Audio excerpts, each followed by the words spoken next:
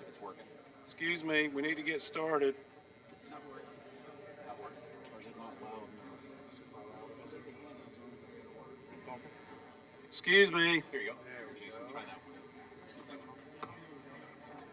Hello, can everybody hear me? We need to get started. Could everybody take a seat, please?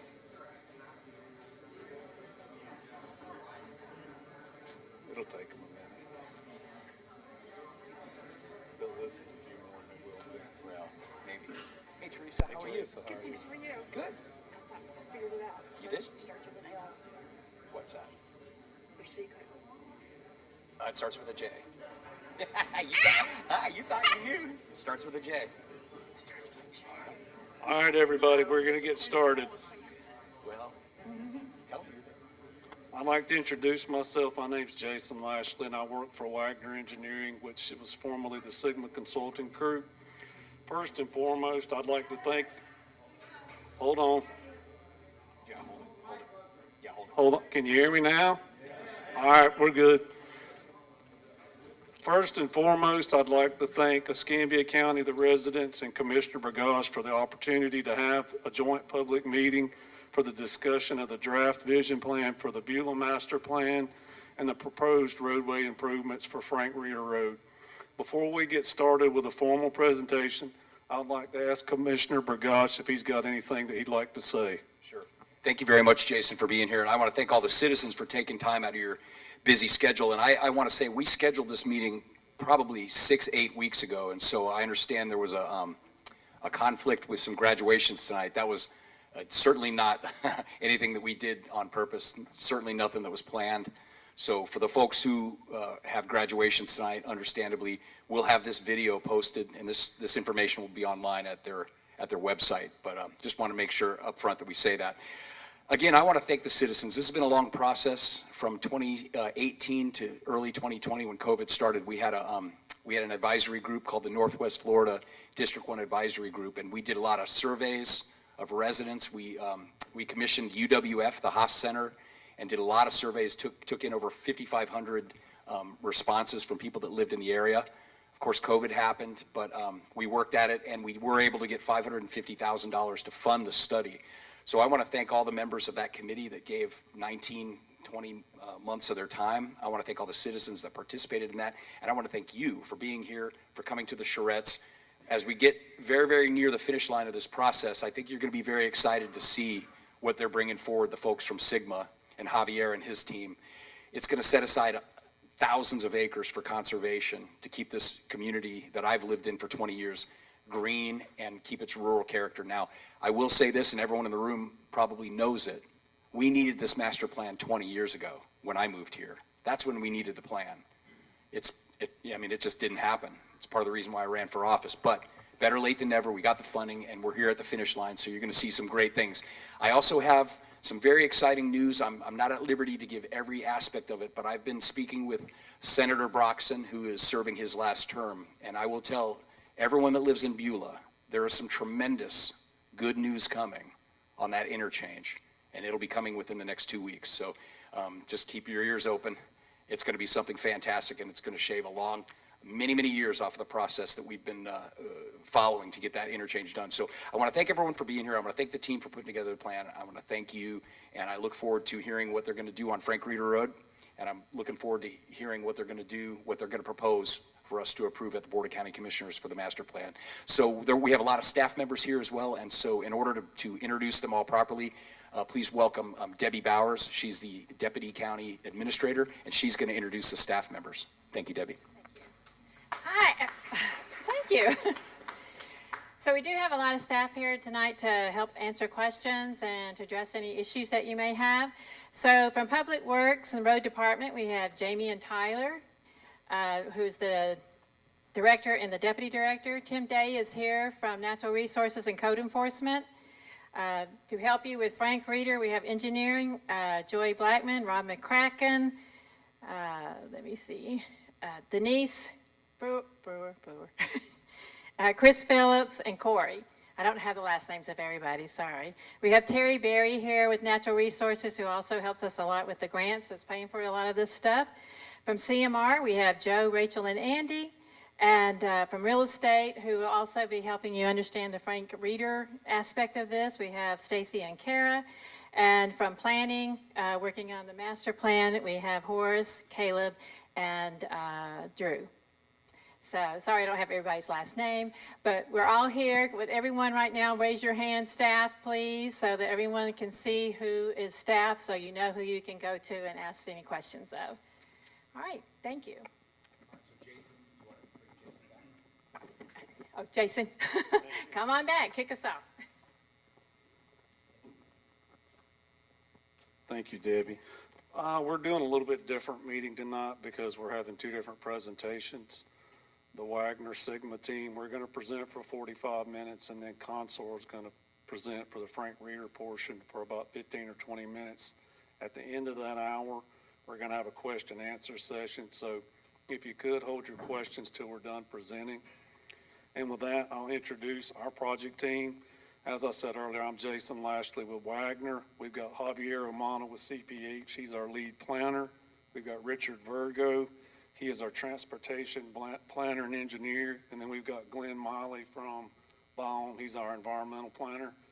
And we've also got, for the Frank Reader Road, we've got Kerry Anderson with Consor. And with that, I will turn it over to Javier.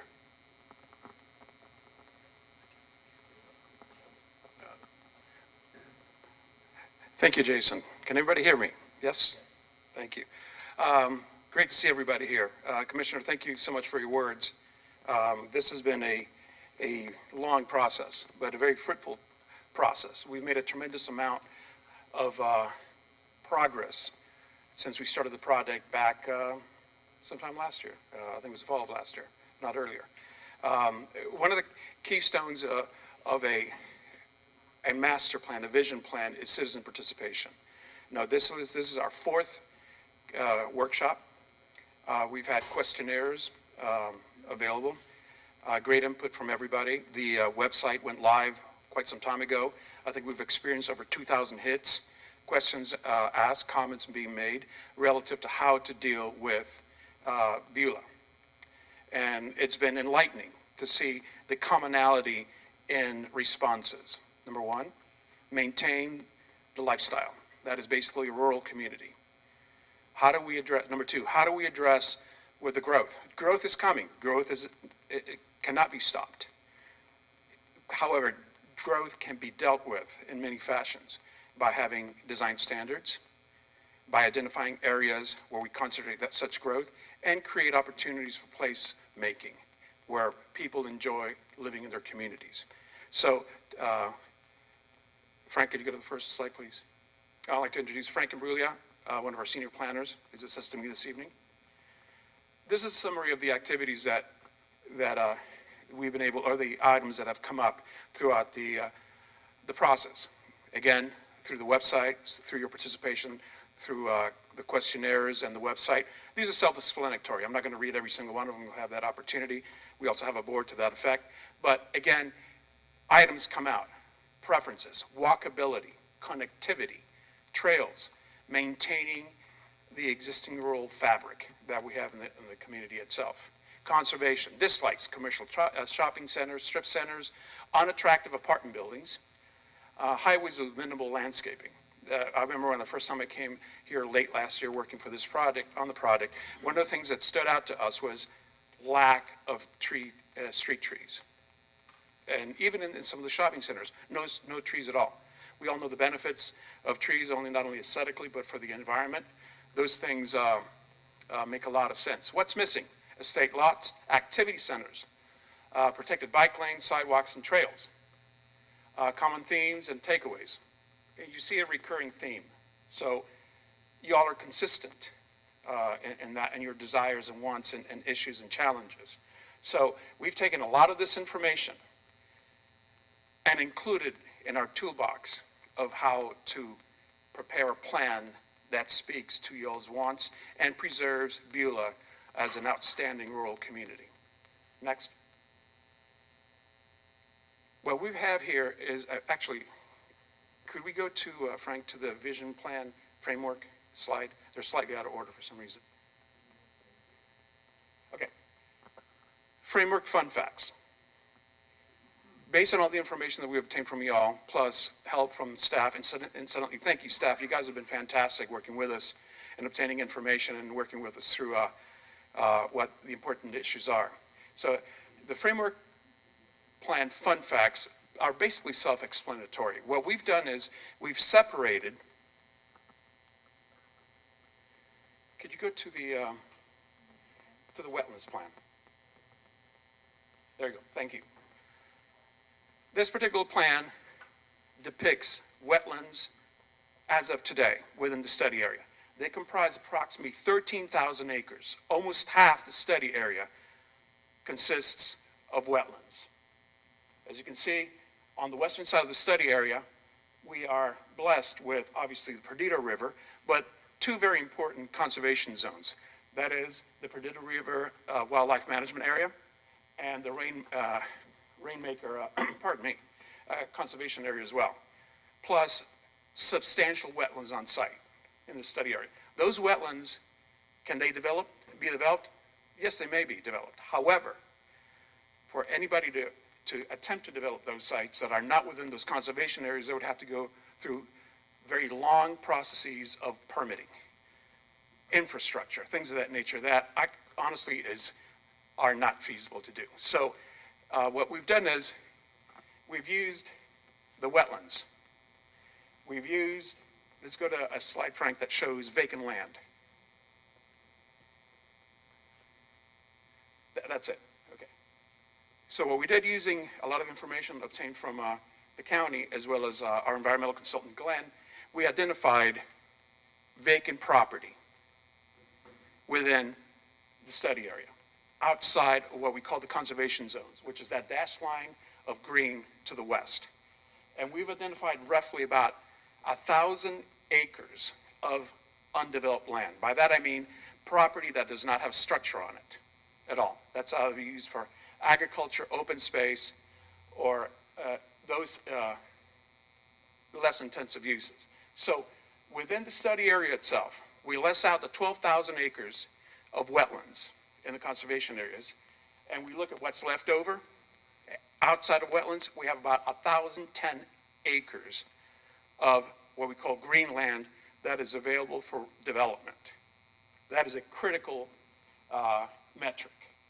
That was also we're using as part of our framework analysis. Frank, let's go back to the fun fact sheet. Thank you. As we can see, we have on the growth area, we have identified an area of about 17,000 acres. You list out the wetlands, we have a net of about 14,000 acres, and of that we have about 1,000 acres of vacant land. We have the conservation areas, and we have the rural zone. What is the rural zone? Let's go, Frank, to the vacant land exhibit, which is, you just had it up. Okay. Pardon me. So the greens that we have on the left-hand side signify the following. The dark green is the Perdido River WMA. The next to dark green area is the preservation zone. And then the light green that you see is what exists today in the comprehensive plan as rural community. The rural community has a maximum density allowable of 2 units per acre. That's all can go in there, unless there's a comprehensive land change. Within that area, if we go to the rural zone, we have about 5,000 acres within the light green as a gross area. We have about 3,000 acres of wetlands, and we have a vacant land available for development of approximately 100 acres. So west of the dashed line, we only have about 100 acres of potential development land that can only be developed to a density of 2 units per acre. So that in and of itself tells you, west of that dashed line, you can only get, right now, based on code, about 200 single-family homes. That's it, over almost 8,000 acres. So the theme is beginning to be reinforced. Preserve conservation lands as much as possible. Let's go back to the potable water.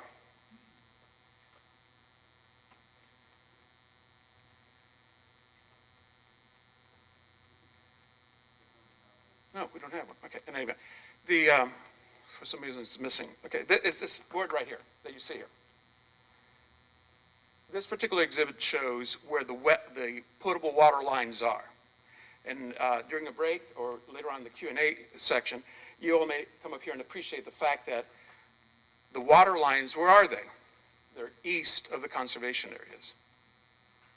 So that means that potential redevelopment may occur within the redevelopment growth areas and nothing west of the conservation, or within the conservation areas.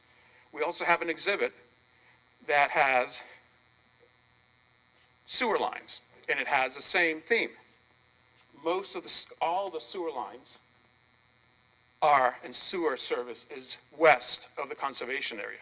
So that's already in place. So what we're doing here is, again, setting the framework for what? No development west of this line, the dashed line that you see, because that's the conservation areas. And east of that line, we have an opportunity for new growth within 1,000 acres. How do we control that 1,000 acres? By reviewing the comprehensive plan, making recommendations in the land development code as to how to best approach development with site development guidelines that need to be enhanced and elevated to do what? To protect the existing urban fabric that we have. So let's go to the framework plan. Thank you. So what we have here is we have the green areas that are conservation. And then the kind of limeish green color, that is what we deem and we're calling the growth area. That is outside the conservation areas, and within that area, we have approximately 1,000 acres for future development. And that's the key. Out of the 30,000 acres that we have in the study area, 1,000 acres are deemed or could be targeted for new development. And how do we make sure that those 1,000 acres are developed as we see fit relative to preservation of lifestyle? That's where the conservation or the changes or adjustments of the comprehensive plan, and more importantly, the land development code, by introducing tree ordinances, introducing sidewalk requirements, introducing stormwater requirements that make sense, by instituting roadway improvements, access management plans, and our partner Richard's going to be addressing some of those issues in a bit. But that is the essence of the plan itself. And we took all these ideas with your help, with staff's help, and our knowledge of the plans of land development and land development planning, and we created the vision plan. Could you go to that, Frank, please? Okay, here we go. So what we've done here is we've identified the obvious, which is the conservation areas. Those are the green areas to the west of the dashed line. To the east, we have the green area, the lime yellow areas. Those are the future growth and redevelopment potential areas. We've also identified mobility corridors. What are mobility corridors? What we did was we identified the main roads within the study area, we analyzed them, and we have devoted some energy to how to improve that corridor by means of instituting elements of the complete street philosophy, and Richard's going to be addressing some of that. Very simply stated is, do the roads make sense with respect to walkability, sidewalks, trees, intersections, pedestrian crossings, signage? That makes a complete street. So as you can see, we've got Beulah Road, we have 9 Mile Road, we have Mobile Highway, we have Pine Forest Road designated as mobility corridors. And Richard will address what are some of those aspects. On top of that, we've also understood the fact that we want to increase pedestrian and recreation opportunities. To that effect, we have, I don't think we have that. Do we have the open space plan? Yeah, here it is. So what we've come up with is the notion, the concept of connecting and creating a network of trails within the conservation areas that will connect to the mobility network. So you have cars, you have pedestrians, you have recreation opportunities, centered and aided by comfort stations and trailheads. And if you have an opportunity, you can come up here and look at in detail some of these plans. The key is to provide recreation opportunities and pedestrian connectivity as much as possible. And you have a tremendous asset. You'll have almost 8,000 acres to the west along the Perdita River that is the crown jewel of Beulah. Along Pine Forest, we envision a revitalization of the commercial corridor. It needs some love.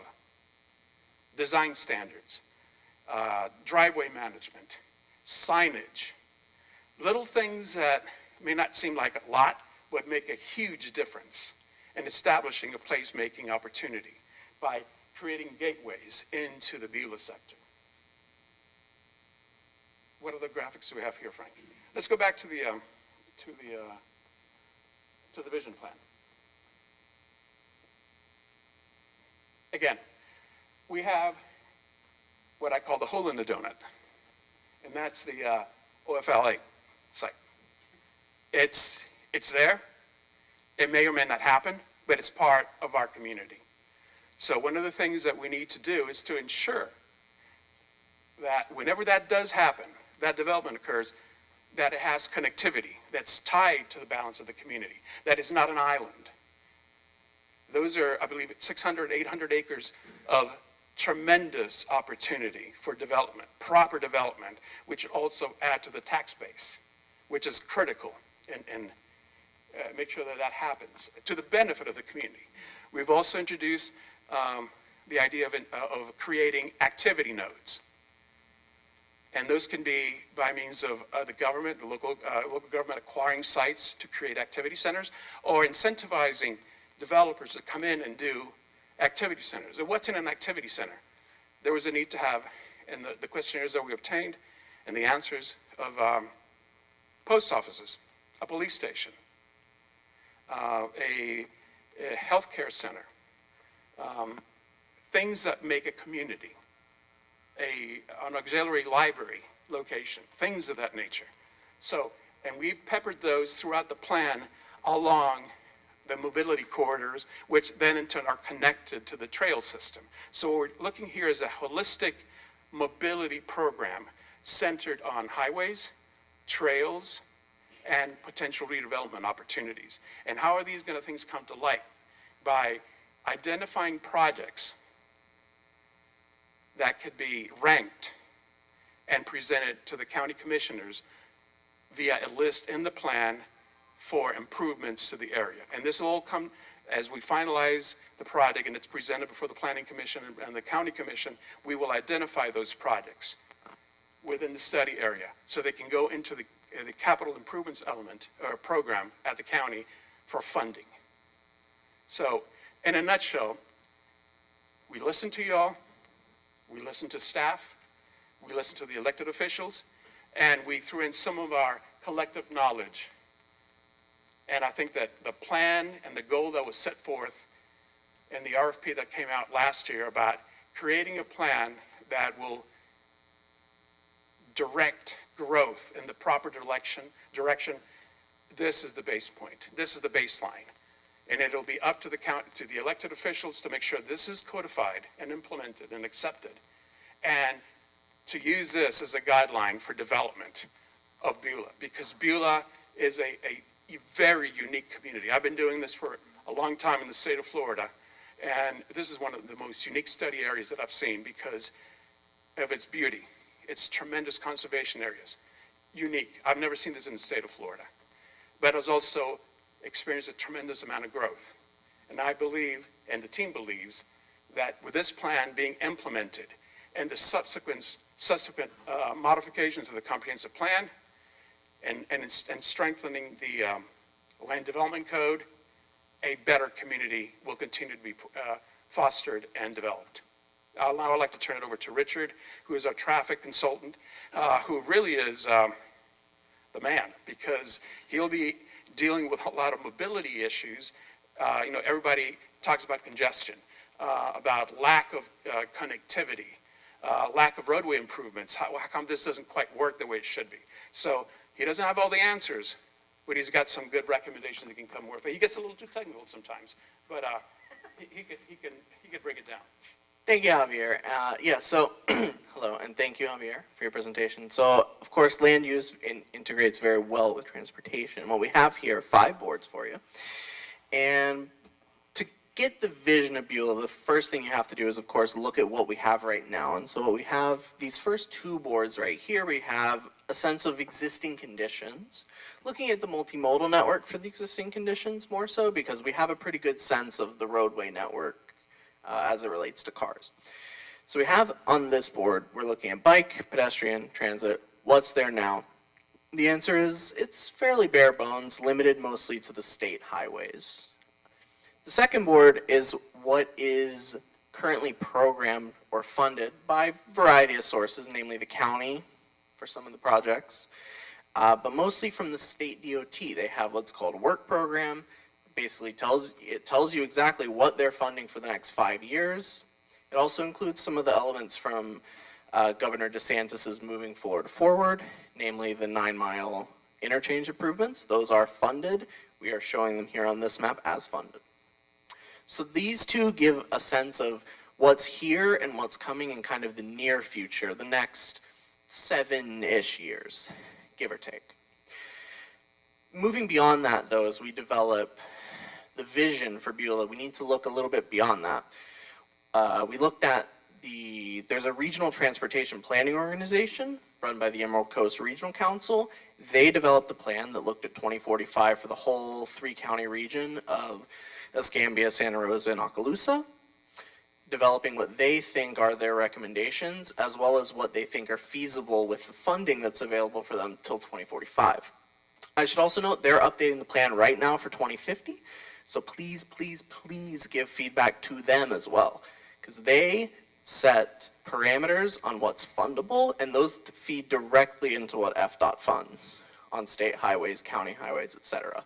So if you can get it into that plan, you have a much stronger chance of it being funded. So I just want to reiterate that as well. But in terms of that, we took a look at what they recommended, and in general, we agree, because they run a model, and we develop recommendations from that model, and those generally check out for the kind of motor vehicle capacity that we're looking at. But in accordance with what we've got here with the land use, mobility corridors, the preferences you have about walkability, aesthetically pleasing streets, street trees, things like that. How can we improve the streets? And in fact, how can we improve the projects that are funded or coming after some of these other projects? If FDOT wants to widen 9 Mile to 4 lanes west of Beulah Road, how can we use this plan to make sure that when they do that, when they develop their design, that they have some of these elements in there that they otherwise might not? So we took a look at that as well as developing analysis.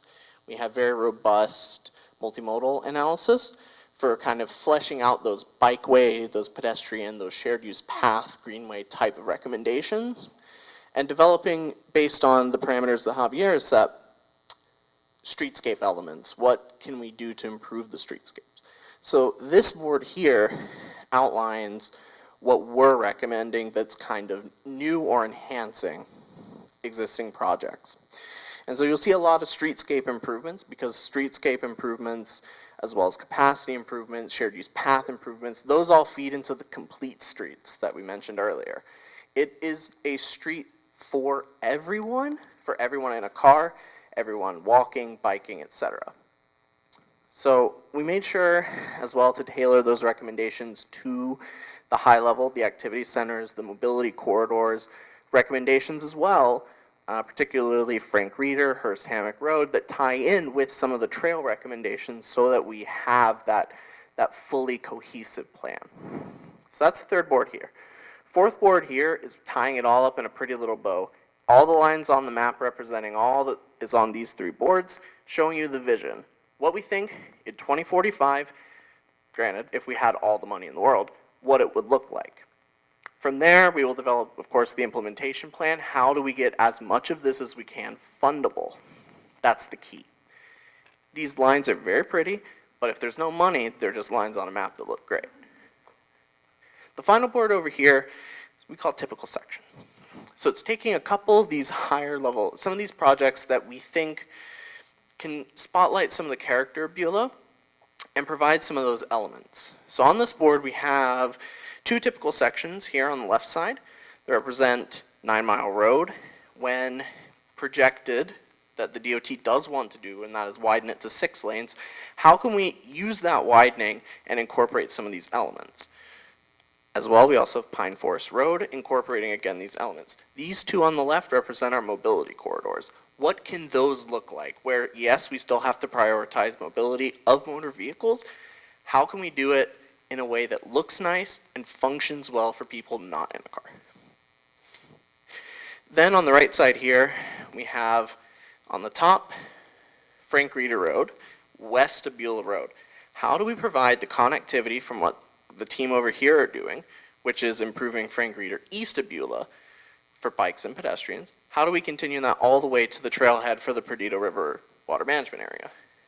Crucial to provide that link to what we're proposing in the trails section. And then at the bottom right here is an idea of what we call a bike boulevard, which is essentially an enhanced street with additional wayfinding for bicyclists, tying in again with the trail down to Hearst Hammock. People want to bike, perhaps, to the rainwater preserve down there. How can we make sure that people know where to go, how far it is, and make sure that the drivers know, hey, there's a lot of bikers on this road. You have to share the road.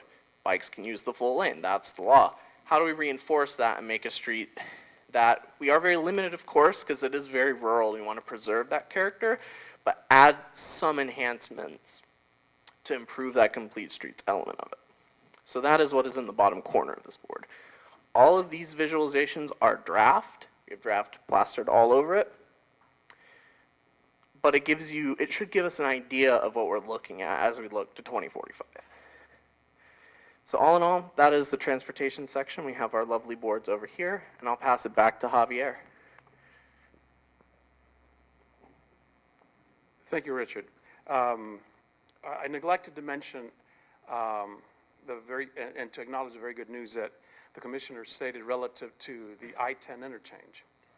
And what we have in the master plan, the vision plan, see that red ball up there? That says future I-10 interchange area.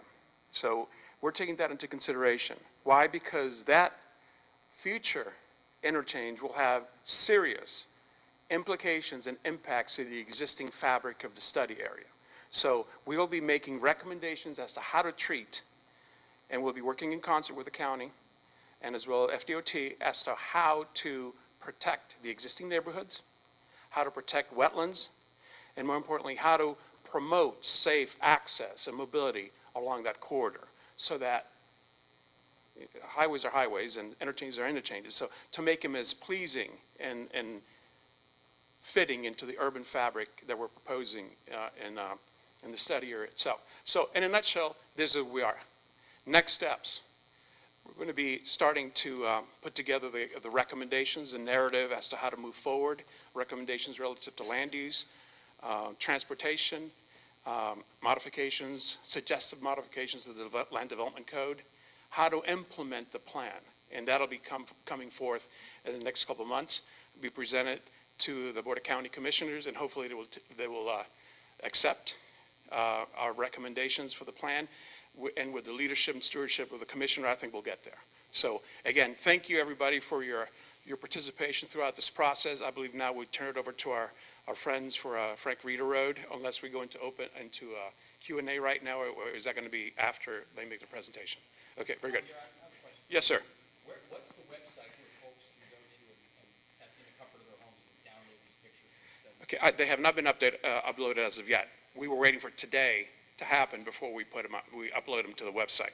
And the website is under the county's address, and there's a link to the Beulah master plan, vision master plan.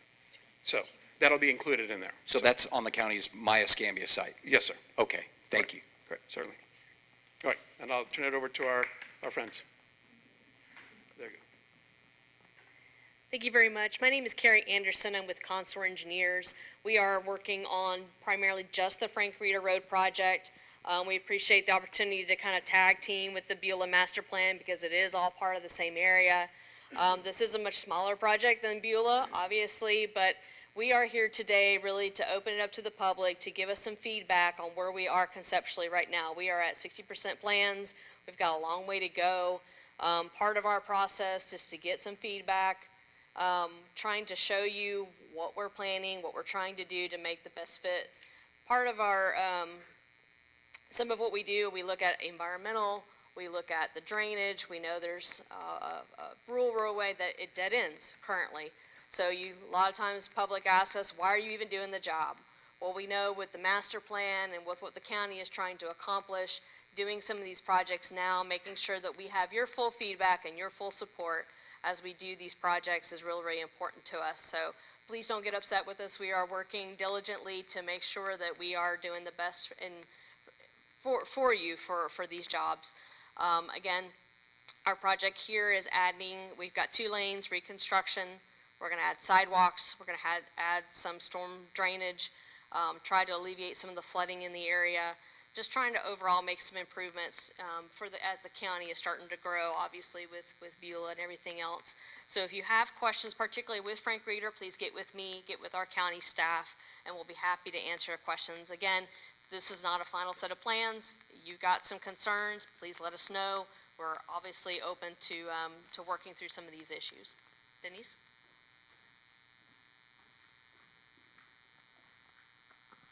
Thank you all for attending today. I have these typical sections of the roadways that are adjacent to the properties on Frank Reeder Road. I have written on here what the right-of-way request happens to be currently at our 60% draft plans. So they will be placed on the table for the residents that are here that are interested in what we are asking for and what we are designing currently. And if you do have any questions, please reach out to myself and, like Carrie said, any of the county staff that's here to help you and help answer questions. Is there a website? Do you have this on a website somewhere? The current project status is on our website, myescambia.com, and the construction projects, and we can provide you a link for that. myescambia.com. Construction projects. So this would be the second one. Yes, ma'am. That is all. Short and sweet, the way we like it. Commissioner? You're not going to get off the hook that easy, though. So the residents that have reached out to me are concerned about encroachment on their properties. Let's talk a little bit about if we implement the plan as designed, are we going to have to require any additional right-of-way purchased north of Frank Reeder Road? A lot of what we're trying to do is to maintain the roadway as is. Okay. I am not asking to take property other than we need to get construction equipment on the edge of the road to build the sidewalk. We own the big piece of property to the south. Absolutely. So take from there if you need Absolutely. to take. So unfortunately, if you will look at the property appraiser site, because of the OLF goes to the center of the road, current road, yes, we are moving it all to the south. I believe Denise, we're 50 to 100 feet inside the OLF for these improvements. And we are trying to squeeze that existing road as close as we can so we're not completely moving the road away from you. So, again, we're working through those little bitty items. If you got a particular property you want to look at with our current plan, and before you go, I've got some information for you. But we want to work through each property owner to make sure that everyone's happy with what we're doing. And this project also includes a traffic signal at Beulah Road and Frank Reeder, is that correct? Does it include a signal? Not yet. It just, okay.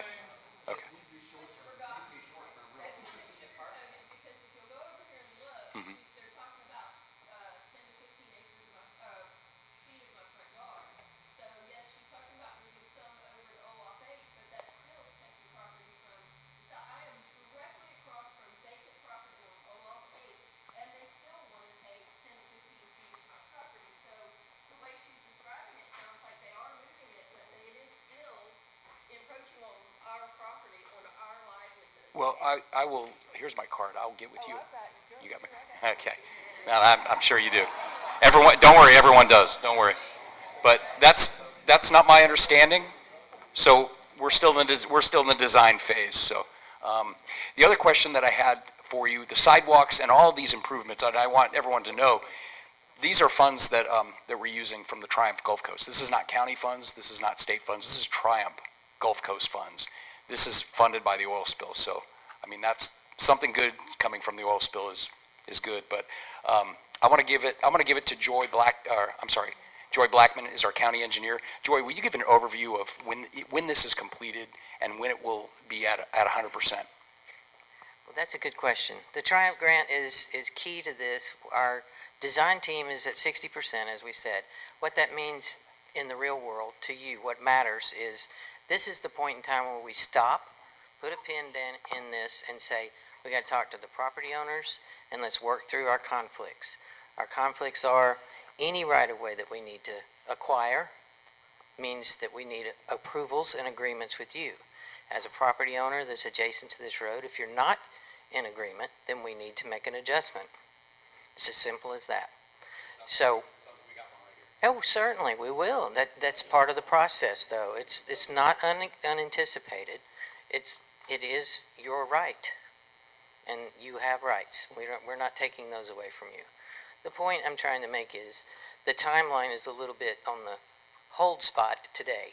As soon as we get the right-of-way worked out with you, whatever that may be, then we go back and finalize this design. And at that time, then we get our funding lined up. Getting our funding lined up with, Triumph, and we can come on out here and get started. At no point would the road be closed to you. I've heard some comments about that. I want to be sure you understand. We would never close the road to you. You'll always have a way in and out of this road, at least, what's the clearance split? 10 feet minimum? I mean, that's one lane, unfortunately, but there would be one lane, we'd have to shift it, one lane closures as we go, but not the whole time. So we'll continue to work through that. You'll hear more information about that as we get closer to construction. We'll meet again. Well, at this point in time, we're at 60% plans. I said that. We can't move forward. Oh. You have an estimate on construction time? The plans, but, if we can work out the right way, the plans could be ready in 90 days, 100 days, could be ready to go to bid. Construction timeline. Oh, the construction time. Sorry. Oh, I'm looking at the bid process, so construction-wise? Are you 18 With- months? Yeah. 18, 20 months? You're talking to finalize design from the time we get right-of-way determined, then we're at probably 60 to 120 days minimum to get that finalized and get it out to bid. So, yes, when you put all those numbers together, you end up at 2 years. Yes, ma'am. I also had someone talk to me about this. She had to travel today to a graduation, and she was concerned that she got a letter in the mail. She got a letter in the mail that basically said, "Wouldn't you like to donate your property to the good of the community?" Did not receive that too well. She hadn't heard anything about it. And no, she would not like to give up her row of oak trees, heritage oak trees, and a fence for this project. So And she's not, not happy that the way it's gone so far. So I wonder what this process is going to be. You're going to contact each homeowner, because some of them, like the way she explained it is, the old timers know that there's a 35-foot public right-of-way, and the new people come in, they didn't know that, so they weren't built right to go with that. Yes, So ma'am. it's problems, problems. Some people are really going to lose something. So, if the 35 feet comes into their yard, because no, ma'am. they weren't built that way. So I'm just wondering. I'm sorry for all that confusion. Those letters did go out, and it was to start the conversation that we needed to have. We don't have legal descriptions written up because we're not determining exact property until we talk to each property owner. The letters went out to start the conversation. This is part 2 of the conversation. Next is door to door. So there's no secrets. There's no any of that. You'll have plenty of input time. Road widening is a very challenging project for any of us to do in construction and what have you. The only thing worse is a brand-new road. So, if you've heard talks about, a connector roadway or something, let's say maybe in Santa Rosa County, those don't go real well sometimes.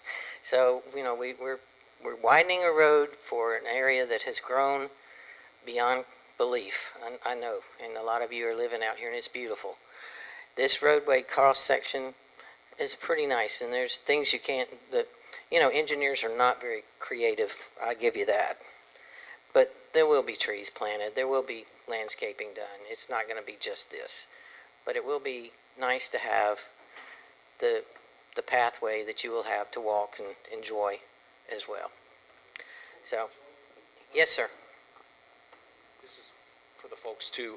We're also talking about OLF 8, and we've had a lot of conversations about it over the last several years, but one of the conversations that happened just this Monday was the need, and I've spoken to my counterpart on the school board, Kevin Adams, was the need for another elementary school in Beulah. And so we're looking at potentially, now that's going to be a decision that the school board makes, but with the addition of these sidewalks along Frank Reeder, that any sort of an elementary school on OLF 8 would be up in this area somewhere. So I think that would be a safety enhancement for your students, your children that live in the area. I mean, I will tell you, other parts of the county, we have added sidewalks, and people have been very thankful for it. Other areas really desperately want sidewalks so their kids don't have to walk on the roads, and we just haven't been able to fund it. So the fact that we have the oil spill money and the folks, funding it is a good thing, and particularly if we end up with another school up here, which we need. If you've been to Beulah Elementary School, and I'm sure most of you have, it's very, very crowded. It's very impacted. So we do need to think about our friends on the school board and the kids. So just another thing I wanted to bring up.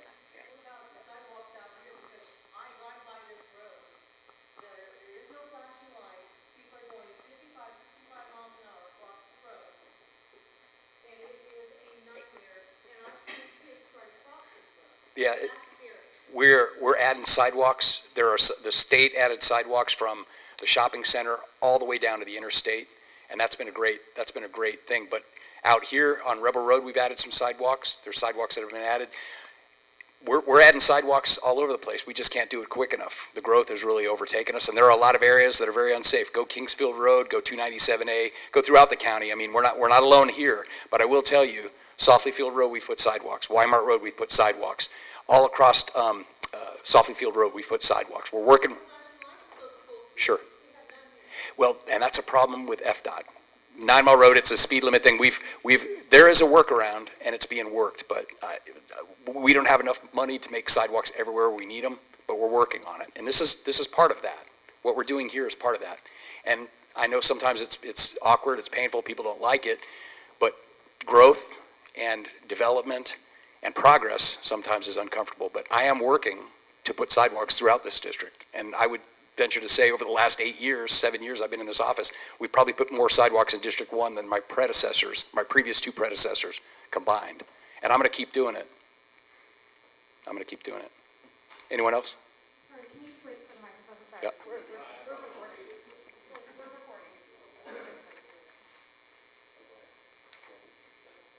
So, on the south side, I'm on the east end of Frank Reeder, and on the south side, you're right, the county owns OLF 8.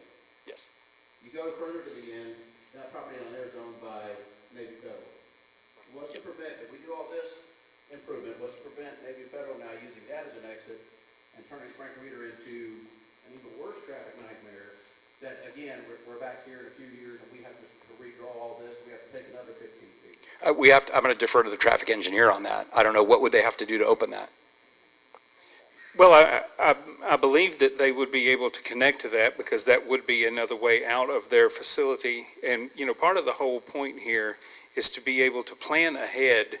I know government doesn't always plan ahead very well, but this is an effort to plan ahead for the development that's going to take place on OLF 8, for the increased development in Navy Federal, in order to get them to the future interchange and what will eventually most likely be a 4-lane Beulah Road once the interchange is built. And there will also be ways to go through the OLF 8 to get to 9 Mile Road, and a new signal at the main entrance there as well. Okay, but my understanding, and this question was asked by another gentleman when we were standing up here, that this plan does not include the 4-lane of Beulah Road. It does not at this time. Once we do all this, we're gonna have to redo that. Once you do that and you add the area up there, what I'm getting at is you're taking a little bit of land now. Wouldn't it be better to draw the plan to take a considerable chunk from the south side of what we currently own, what the county currently owns, instead of having to come back to us on the north side and ask us again in 15, 20 years to do the same damn thing again? Well, again, I think as Joy said, that we're at that step now, to hear from you and to be able to make those adjustments at this point. Again, this is not a final design by any means. I honestly wish that they would reconsider putting the light at Frank Reeder and Beulah. There have been so many accidents there. So, Commissioner Burgash mentioned, hopefully, at some point in the next several weeks, some good news on the interchange. Well, we're not going to have an interchange there without an increased capacity on Beulah Road. I mean, I can't imagine in my career why there would ever be an interchange there without increasing the capacity from 9 Mile to that interchange, meaning a 4-lane road and the appropriate signal there, provided it's warranted. And I think we all understand that when all of this develops, and if these folks over here expand again, it's definitely going to be warranted, and there would be no doubt they would absolutely want to build that during the 4-lane, I believe. Yeah, absolutely. And another thing for everyone, Beulah Road is a state road. We did a swap several years back, so it's owned by the state from Mobile Highway all the way to where the future interchange is going to be.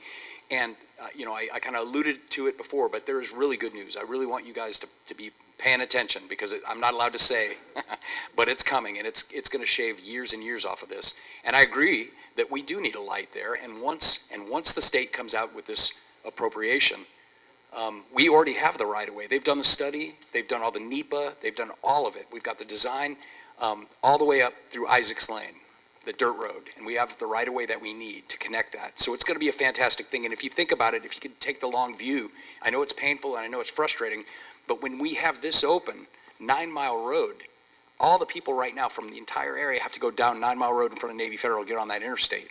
Once they open this up, 9 Mile Road, you're going to take half the traffic load off of 9 Mile Road. It's going to be good. I'm telling you, it's going to be better for everyone. Well, I mean, they will, but then they'll be on an enhanced roadway, a 4-lane, because they're not going to do it. They're going to improve this all. But I want folks to know, look, I'm not happy about any of this either. I've lived here 20 years. Believe me, when I bought my house out here, it was rural, and I said, what in the world is going on? That's part of the reason why I ran. But these things in the government, they take time. But we got the funding, and there's a lot of good things coming. Yeah, you have your hand up right there? I'd be happy if we just got a restaurant. We still don't have a full-service restaurant. I've been crying about, can you believe it? We don't. You mentioned the possibility of putting a elementary school in a lot of the area, right? At the further end of Frank Reeder Road. I'm not certain where they would put it. I'm just speculating. Yeah. So speculation is it's going to be along there somewhere. I believe so. Right? How much extra traffic now is going to be on Frank Reeder getting to and from that school? You know, everybody drives their kids to school, and you know it's on the bus. Yeah. Right? So, Well, move the entire road. again, Make it 4 lanes, just get it done. well, I'm in support of that. We got to see if it's feasible, if it can be done. I'm told what the OLF8 property goes to the middle. What could we do to do that? Because I agree with you. Why make your lives more difficult when we got all this property? Amen. But the only issue that, the whole way. yeah, you've got some areas here that we don't own. We've got some subdivisions that are here. Yeah. So it looks to me like there'd be, a dozen or so parcels leading up to Beulah Road where we'd have to get agreements. But I'm fine with that. We've got all this property. I'm fine with that. If it can be done, we should do it that way.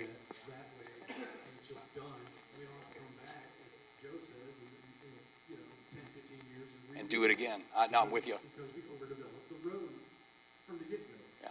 Right? This is what we always seem to do in this county. We Yeah. sort of believe me. You're preaching to the choir. The young lady behind you has a question? So the red light needs to be first before any lighting happens, because the accidents are bad and often. And you'll sit at that stop sign sometimes for 10 minutes waiting to get across or get through or whatever. So that needs to happen first and foremost. Okay, can I explain? You won't like it, but I'll explain it. The state, there's a process called warranting the light, and we have gone through it. I went through it for 6 years. We just added a stoplight on Sorrento Road in front of Perdido Bay Country Club, anyone that goes to the southern part of the district.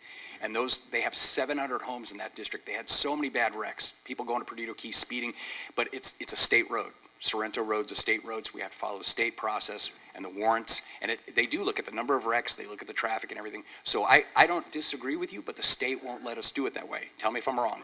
They will not let us do it that way. We had look, well, you talk to the state legislature, you talk to FDOT, believe me, we work through the,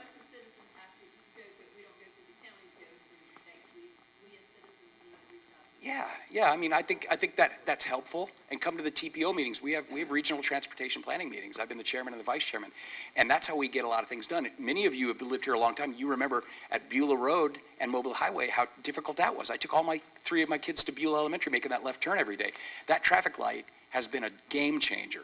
It took a long time, but once we got it, it was fantastic. And the same thing will be true at Frank Reeder and Beulah, but it's not an overnight process. It just takes us working through the TPO with the county and with our state legislators. But the state won't let you just plant a light, believe me.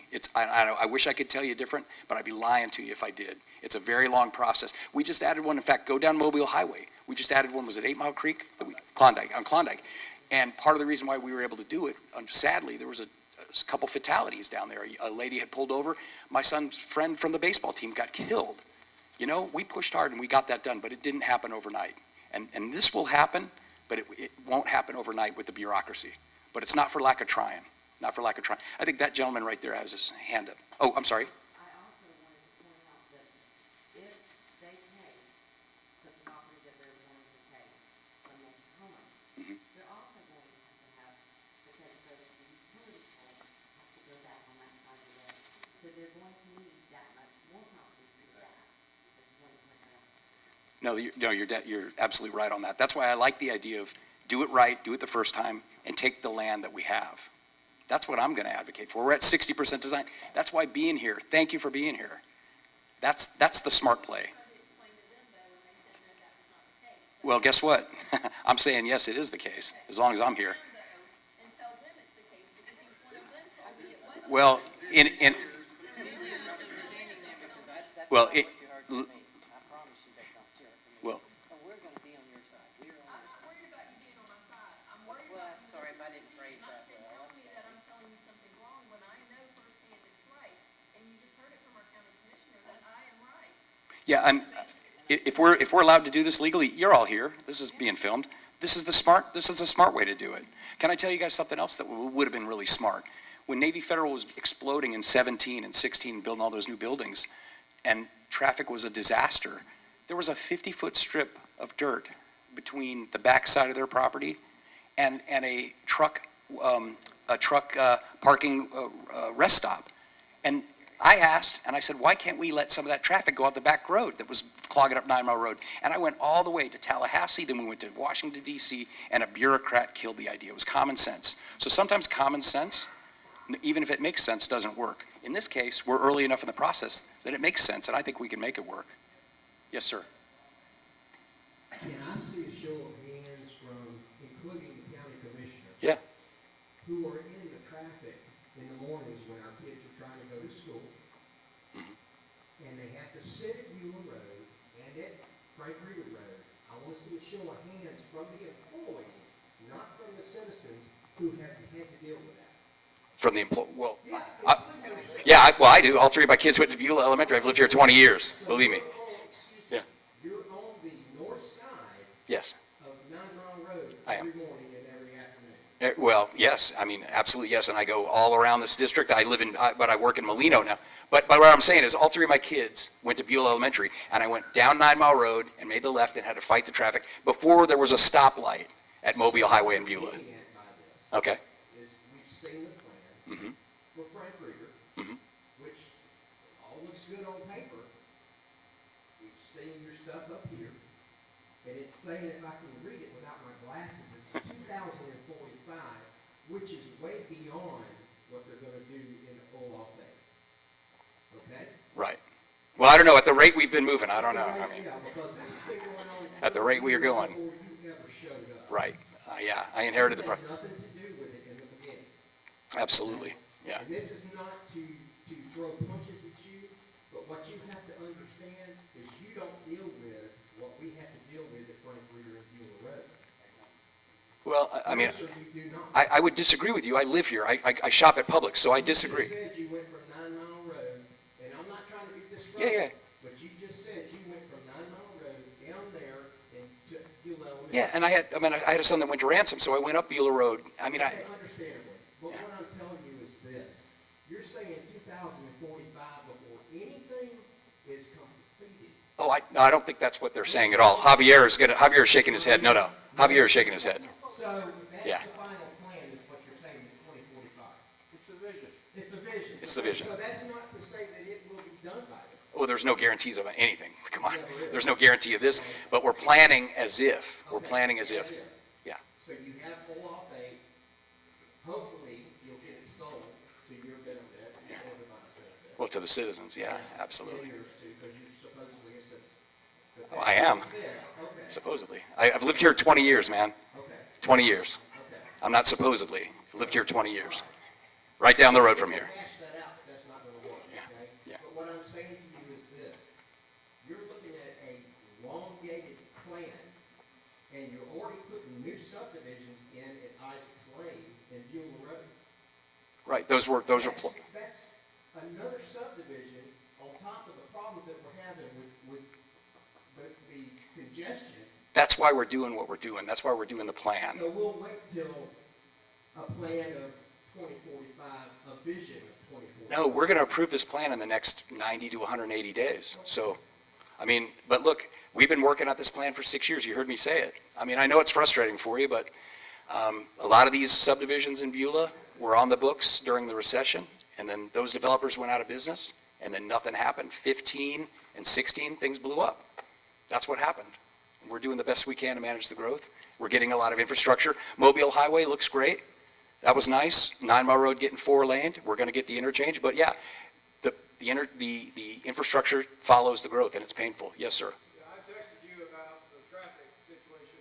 Yes, sir. I texted you about the traffic situation on Beulah Road the other day, a couple weeks ago, and asked you if you could get the light extended Yes, sir. at Beulah and 9 Mile Road, so the traffic going north and south can actually get on the road. And I wondered if you made any progress. Yeah, absolutely. We do have signalization throughout the county, and we've had issues with that. I did make the call. What we have, I believe that was a lightning strike that took out one of the things, and they had to come out and manually reset it. But if that happens, because that happens a lot, just call me. I'll call the traffic engineering department, and we can come out manually and reset it.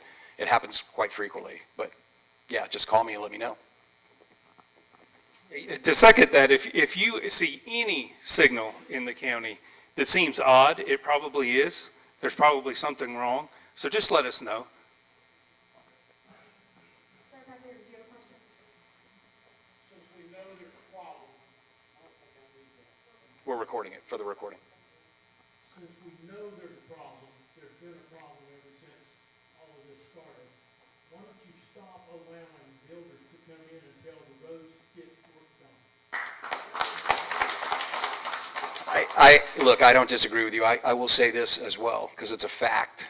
I've been in office 7 years in this position, and no fewer than 5 times I brought the idea of concurrency. Concurrency makes builders consider the impacts of their building. And I'm going to give everyone, you've probably heard it before, but I'm going to do it again since you asked the question. In 2011, the state of Florida took concurrency out of the state's law. It took it out of state law, and the county at that point added it back in, which meant that if you wanted to build a subdivision, if you wanted to build an apartment, you still had to interface with the county and the school board to make sure there was adequate roads and schools and other public facilities. The county in 2013 took it out of the Land Development Code. So from 2013 on, there's been no concurrency, none. In 2015, the year before I took office, there was a massive a realignment of the zoning districts, which led to a big upzoning for all the properties in Beulah. A lot of them went from rural residential to 4 per acre. And that made a lot of people very wealthy. A lot of people in Beulah have made a lot of money selling land. That was before I was in office. I'm trying to fix some things that were ongoing when I took office. That's why I ran. But I will tell you, and I'll own it. You're right. You want to yell, I'm giving you the explanation. I don't necessarily disagree, but behind all of these discussions, you have to remember that people bought property, investors bought property, and they have rights, and they're playing by our existing land development code. That's why we got to fix it. That's why we're doing this plan. This plan allows them to build, but it does it in a thoughtful way. And it does, to your point. I think it slows it down. But there's nothing I can do. We can't unilaterally do a moratorium. We'd be sued, and the citizens would be paying millions of dollars. That's the answer to the question. 7 years, yes, sir, I have. Yeah. In there 7 years, there's been no movement to slow any of it down. Well, well. Either that or you're just not effective at getting it done. Well, I mean, I'm not here for you to yell and scream. I'm here to try and help, and I'm working. Yeah, I am too. You live, we know where you live. Yeah. You come out of your subdivision, you hang a right, you're on the freeway. We're fighting to get out of Beulah Road. You're having all these subdivisions. This is little Frank Reeder. There's so many of them. Man, Yeah. if you leave at 7 o'clock in the morning trying to get to up Beulah Road at 9 Mile, you're done. You're never getting to work on time. All I can say is An hour and a half early just to get past Beulah and 9 Mile, dude. we're in a growing community, and it's painful, and the infrastructure follows the growth, and we're doing the best we can. Well, I don't disagree with that either, but it never seems to work that way. Never seems to work that way.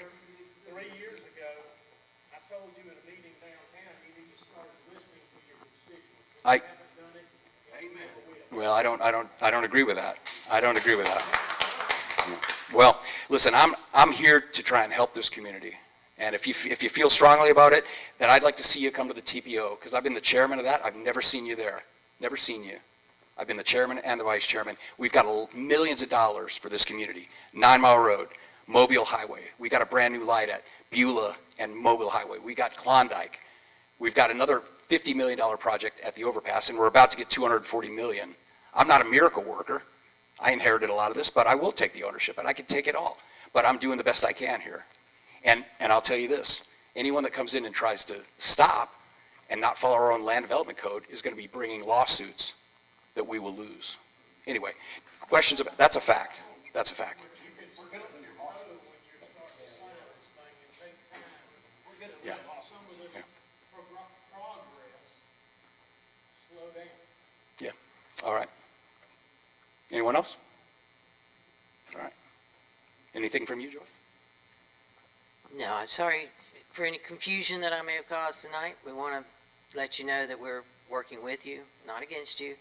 If that, I don't, maybe I'm not vocalizing it very well, but we are on your side. We are citizens, and we want this to be a productive project. We want it to be the project you like, and we'll take your comments, and we'll take those into consideration and discuss them with the commissioners, and bring it back to you again. Thank you.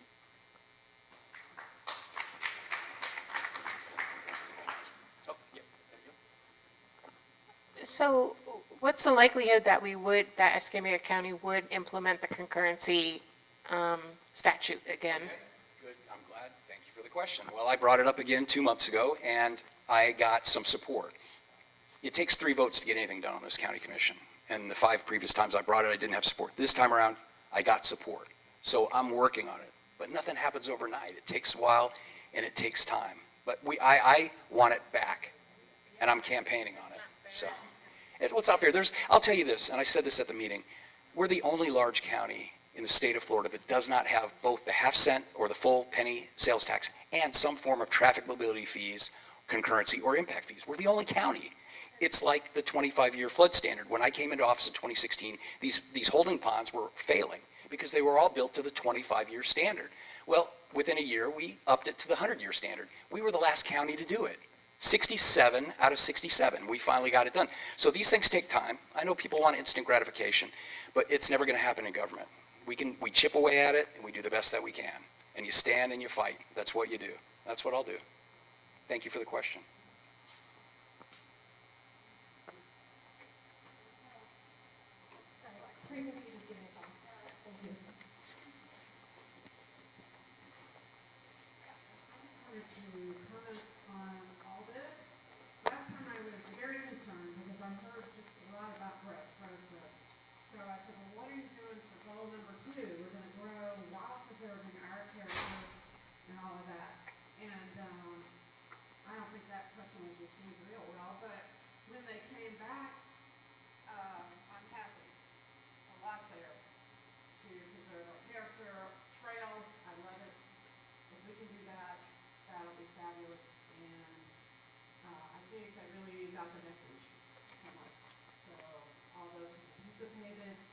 thank you.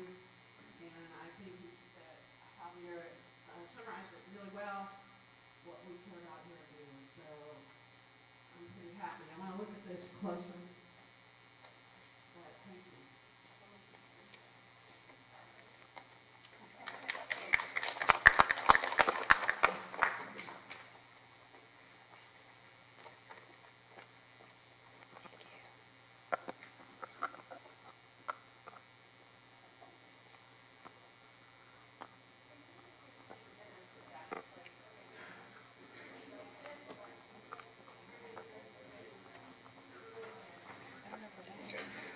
Okay, I think we're adjourned. Thank you, everybody, for attending tonight, and stay tuned for new information on the next hearings, meetings, and uploading of the information on the website. Thank you.